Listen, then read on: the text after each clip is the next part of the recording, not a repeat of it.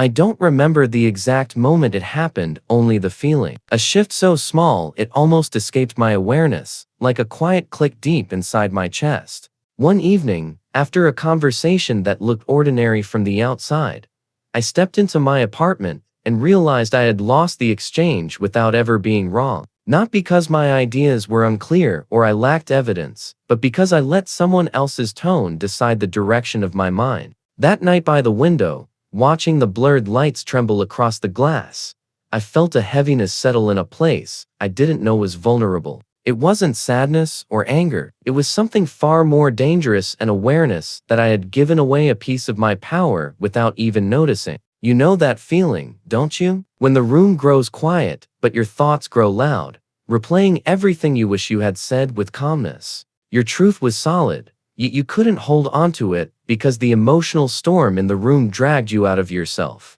We don't talk enough about how easy it is to slip not in logic, but in presence. How quickly your center can be pulled away by someone speaking with more heat than clarity. A simple conversation becomes a battlefield, not because someone attacked your ideas, but because they shook your footing. The world teaches us that loudness wins, that speed is more impressive than substance, that confidence sounds like force, and for years, I believed it. I thought staying quiet meant staying small, pausing meant losing ground, and composure was just passivity. I was wrong. The Stoics warned, the moment someone can rattle you, they own you. They don't need to outsmart you, just unsettle you. They only need to push you away from the place where your voice is born, not your throat, but your mind. That night, something inside me broke in the best way. I realized I had spent years preparing arguments, but almost no time preparing my presence. I knew how to defend my ideas, but not my peace, and that changed how I approached every conversation.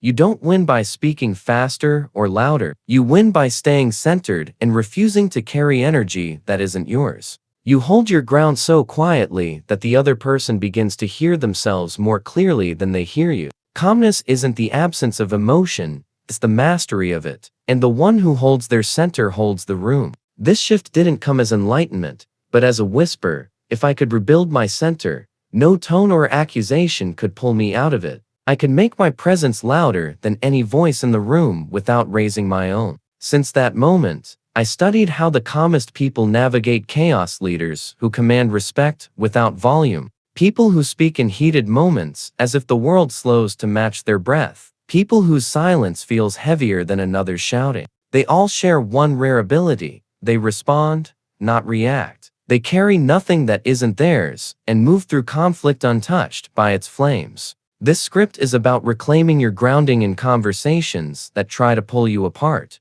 It's about speaking with clarity when others speak with chaos, keeping your truth steady even when every voice around you tries to shake it loose. If you've ever walked away feeling like you lost something you couldn't name, then this guide is for you. Because the version of you who stands unshaken already exists. They're just waiting for you to return to them. If this resonates with you and you want more content that helps you build a calmer, stronger, more unshakable presence, don't forget to subscribe to the channel. Your support gives me the strength to create more videos like this. And it means more than you know. After that night by the window, when I finally admitted I wasn't losing conversations for lack of truth, but for lack of grounding, I began noticing something I had ignored my entire life. People try to hand you their chaos. It isn't always loud. Sometimes it arrives through a sigh, a pause, a tone. Other times it hits like a wave of accusations and frustrations. For years, I carried other people's anger, insecurity, panic, and need for control. I didn't just listen, I absorbed, letting their storm settle inside me. I walked away from conversations with emotional debris stuck to my ribs, pretending it was normal. But a day comes when your mind refuses to carry one more thing that isn't yours. Mine came during a confrontation didn't expect. Someone I cared about blamed me for something I had nothing to do with, words sharp but unfocused, like arrows shot in the dark. In the past, I would have calmed them, defended myself, explained every angle, carried the weight of emotions they couldn't handle. But that day, something in me stayed still, not cold, steady. I watched their frustrations spill into the air, and for the first time, I realized I didn't have to hold it. A soft thought rose. I hear you, but I don't carry it. It wasn't rehearsed. It was a decision to protect my center. And the moment I said it, their voice softened not because I overpowered them, but because they finally saw themselves clearly. My steadiness became a mirror. They expected me to absorb everything, to match their urgency, to let their emotional current swallow me. But I didn't. And when you can't be shaken, others face their own storm. That moment taught me something vital. Emotional responsibility is not shared weight. What someone throws at you is a reflection of their inner weather, not your worth. If you carry every raindrop, every thunderstorm, every surge of emotion someone else refuses to face, you drown in storms that were never yours. I saw how often I inherited emotions not meant for me. I realized people don't want you to solve their chaos. They want confirmation it's justified. They want you to echo their urgency. They want reaction, because reaction makes them feel powerful. But when you refuse to carry it, when you stay grounded and hear them without becoming them, you reclaim authority over your inner world. And that authority is felt immediately. The calmest people I've met share this quality. They allow others to speak, but never allow emotional weight to be downloaded into them. Someone can be angry, chaotic, sarcastic, or frustrated, and they remain anchored, present, steady. Present enough to see the emotion without becoming the emotion. Present enough to listen without absorbing. Present enough to respond without reacting. And each time I practiced it, I remembered Marcus Aurelius, you have power over your mind. Outside events, people's tone, frustration, emotional spirals do not deserve that power. If you let them shape you, you lose your mind. But if you hold your center, you hold everything. I began testing this truth in stressful meetings, difficult discussions, even with impatient strangers. Each time I told myself, I hear you, but I don't carry it, something inside me grew stronger. A calmness, a groundedness. The more I practiced it, the more I realized that when you stop carrying other people's chaos, you finally have the strength to carry your own truth. And when you speak from that truth, not from fear or reactivity, but from a steady sense of self, people listen differently. They may not agree or soften, but they feel something rare, someone who refuses to be shaped by the storm around them, someone who stands in their own weather. And that is where every powerful conversation truly begins. After I learned to stop carrying what wasn't mine, something unexpected happened. I began to hear conversations differently. Not the words, those were the same. What changed was the texture beneath them. I could sense when someone wasn't actually upset with me, but with their own fears. I could feel the shift in the air when someone's tone wasn't born from truth, but from insecurity. And one day, during a conversation that should have been simple, I felt this truth more clearly than ever before. I was sitting across from someone who had always spoken with an edge, a person who disguised frustration as wit and wrapped insecurity in sarcasm. In the past, their tone would have cut through me instantly.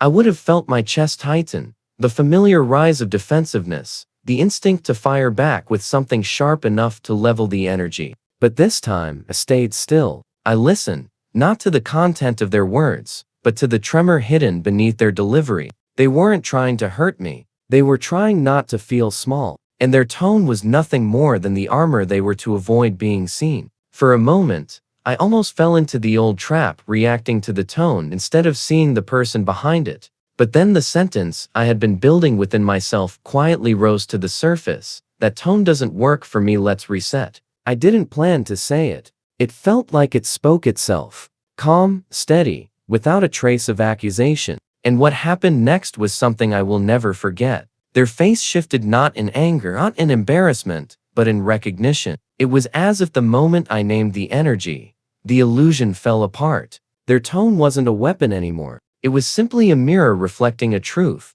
they didn't know how to face. For the first time, I understood that tone is not an attack, it's a signal of someone's internal landscape, a signal of how overwhelmed they are, a signal of how afraid they are to lose control. And when you treat the signal like a storm to run from, you make it bigger. But when you treat it like a cloud passing across the sky, something shifts inside you. You become less reactive, more observant, more grounded. And in that grounding, you change the entire dynamic. I've watched people unravel their own tension simply because I refused to match their heat. I've seen arguments dissolve because I named the tone without feeding it. I've seen conversations take a calmer shape the moment I refused to play the role they unconsciously assigned me. It doesn't feel like dominance. It feels like clarity, like finally stepping into the position of authority over your own emotional space. Carl Jung once said that until you make the unconscious conscious, it will rule your life.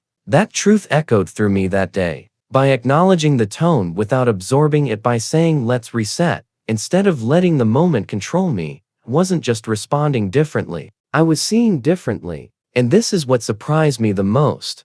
The moment I stopped fighting people's tone, they stopped using it. It was as if my refusal to participate removed the incentive to project their chaos. People rise or fall to the level of presence you offer them. When you stand steady, they feel the difference. They hear themselves. They soften. Not always immediately, but inevitably. Since then, every time I feel that familiar pressure behind someone's words, the sharpness, the impatience, the emotional residue they're trying to hand me, I return to the same quiet truth. I don't need to fight the tone. I just need to reset the moment. Because when you offer clarity where someone expected chaos, you don't just change the conversation, you change the atmosphere. You become the calm that their storm cannot penetrate. And that is the beginning of every conversation worth having. There came a moment not long after I learned to reset the tone when I discovered an even deeper truth about conversations. Not every one of them is meant to continue. Some exchanges look like dialogues but function like traps, drawing you into loops that have nothing to do with understanding and everything to do with control. And I learned this not through theory, but through an experience that forced me to confront the cost of staying in a conversation long after my presence stopped mattering. It happened on a day when I was already carrying too much. My mind was tired, my patience stretched thin. Someone approached me with an issue that could have been resolved calmly, but their words were laced with urgency that wasn't mine, and their frustration had very little to do with the situation itself. They spoke fast, too fast, layers of old resentment and unspoken fears bleeding into a simple discussion. I felt it the moment it began. This wasn't a conversation anymore. It was a projection, and I was being pulled into a story that didn't belong to me. In the past, I would have stayed. I would have tried to fix it, absorb it, explain my way out of it, prove that I meant well, prove that I wasn't the enemy they made me out to be in their moment of overwhelm. But something inside me, newly awakened, refused to be shaped by their storm. As their voice rose and their accusations circled around the same points like vultures over old ground, a clarity cut through the fog. This is no longer constructive. Nothing I say will land. Nothing I clarify will be heard. Their mind isn't open because their emotions are trying to speak louder than truth. I felt a strange, powerful calmness rise in me. The kind that doesn't come from detachment, but from self-respect. It felt like reclaiming a door had left wide open for too long. And so I said quietly, with a steadiness I barely recognized as my own, "This conversation is no longer constructive. I'm stepping back." I expected anger. I expected pushback. I expected them to accuse me of running away, of shutting down, of not caring. But instead, there was something else, a stunned silence. A silence that revealed something raw. They weren't prepared for someone to choose peace over engagement. They weren't prepared for someone who refused to be manipulated by urgency. They weren't prepared for someone who understood the cost of continuing a harmful dialogue. In that moment, I realized how many years of my life I had spent trapped in conversations that drained me, not because I believed in them, but because I didn't think I was allowed to leave. I thought endurance was noble. I thought staying made me strong, but the Stoics saw through that illusion long before I did. Strength is not found in the battle. Strength is found in knowing which battles deserve your presence. Stepping back that day didn't feel like walking away from them. It felt like walking back toward myself. It felt like clearing the fog from my mind and stepping into air that was finally my own. And as I did, I understood why so many arguments escalate. Not because people are committed to truth, but because they're terrified of the silence that follows. Silence exposes what their words were hiding. Silence forces accountability. Silence reveals whether the conversation actually had purpose or just noise. Since that day, I've learned to recognize the signs sooner: the circular arguments, the rising heat, the emotional residue of something deeper than the topic itself. Now, when I feel the moment shift, when clarity gives way to chaos, I remind myself of the truth I wish I had known earlier in life.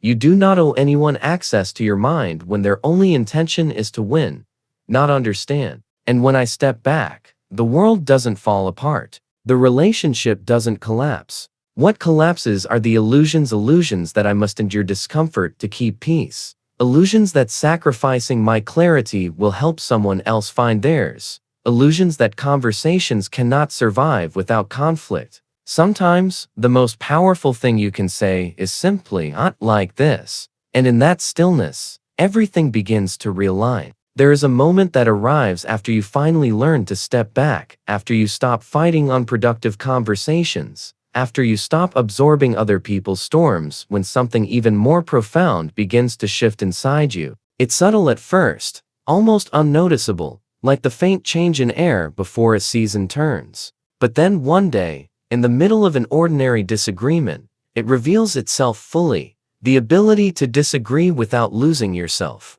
It happened during a conversation with someone I respected deeply. We weren't arguing, not really. We were simply seeing the world through two different windows. But as they spoke, their certainty grew sharper, heavier, and I felt that familiar pull, the pressure to bend, to agree, to abandon my own clarity just to keep harmony. For most of my life, I would have done exactly that. I would have nodded along, softened my own convictions, blended them with theirs until my truth dissolved into something more palatable. I thought that was kindness. I thought that was connection. But something inside me refused to move. It wasn't stubbornness. It wasn't ego. It felt more like a quiet voice rising from a place I had ignored for years. A voice that said, "You don't need to surrender your truth to keep someone's approval. You can stay open without becoming empty. You can respect their view without abandoning your own." So I took a breath, steady, grounded, and said the words that have changed every important relationship in my life. "I respect your view, but my truth stays with me." The silence that followed wasn't tense. It wasn't confrontational. It felt honest. It felt like the first moment in my life where I didn't trade authenticity for acceptance. The other person blinked, surprise, maybe even a little unmoored. Not because I was dismissing them, but because I was standing in a place they didn't expect me to stand, firmly, yet gently. I wasn't rejecting them. I wasn't arguing. I was simply choosing myself. And in that moment, I realized something powerful. Disagreement isn't the threat. Losing yourself is. For years, I had feared that disagreeing would break relationships, weaken bonds, or cause distance. But the real distance was created every time I silenced my own voice. Every time I nodded when I didn't agree. Every time I smiled through discomfort instead of speaking with honesty. That is the slow erosion of self-respect, the kind that leaves you hollow, resentful, quietly disconnected from the world around you. But when I said those words, I felt something return to me. A weight lifted, not because I convinced them, but because I stopped betraying myself. And strangely, instead of pushing them away, it drew them closer. My clarity invited theirs. My steadiness softened their certainty. They didn't agree with me, not immediately. Maybe not ever, but they respected the presence I brought into the moment. That's when I understood the essence of emotional independence. Harmony built on authenticity is far stronger than harmony built on surrender. As I began practicing this in more conversations with family, with friends, with people who saw life through lenses vastly different from mine, I noticed something extraordinary. The people who valued control grew uncomfortable. They pushed harder, raised their voices, tried to force my agreement. But those who valued connection adjusted their tone. They listened more carefully. They approached disagreement with curiosity instead of defensiveness. And I realized something I wish I had learned sooner. The way someone responds to your boundaries tells you more about the relationship than any argument ever could. Some will rise to meet you. Some will retreat. Both outcomes reveal truth. When you can say, "Respect your view, but my truth stays with me," You invite a higher form of dialogue, one not built on winning or losing, but on understanding. You stop treating disagreement as danger. You stop treating unity as uniformity. You stop treating validation as the currency of connection. And slowly, you build something far stronger than a perfect conversation. You build a self that cannot be shaken by someone else's certainty. In time, you will notice that fewer people can pull you out of your center. You will notice how much calmer your mind becomes when you no longer need agreement to feel whole. You will notice how peaceful conversations feel when both voices stand tall, instead of one collapsing to keep the peace. And maybe most importantly, you will notice how powerful your presence becomes when you stand in your truth without forcing it on anyone else. Calmness becomes strength. Clarity becomes influence. Authenticity becomes gravity. Before we close this chapter, I want to remind you of something simple but life-changing. Your voice matters most when it belongs to you. Let others have their views.